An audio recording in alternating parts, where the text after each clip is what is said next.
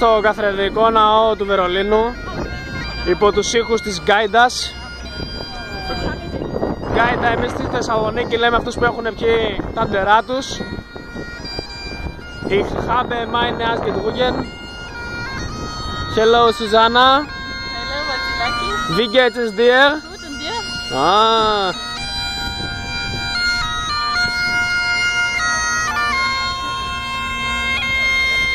Το Μάτας Live στα καλύτερα.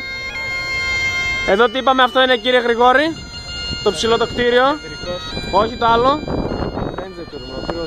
Ο πύργος της τηλεόρασης. Μπορείτε να δείτε τηλεόραση, μπορείτε να δείτε το Μάτας Live μέσα από αυτή εδώ πέρα την κεραία. Βρισκόμαστε ανάμεσα σε αυτά τα δύο τα κτίρια. Ζούμε μεγάλες στιγμές. Πραγματικά αυτό το κτίριο είναι εντυπωσιακό. Δεν έχω λόγια να το περιγράψω. Εδώ έχουμε και ένα μουσείο. Βασικά έχει γεμάτο μουσεία εδώ πέρα.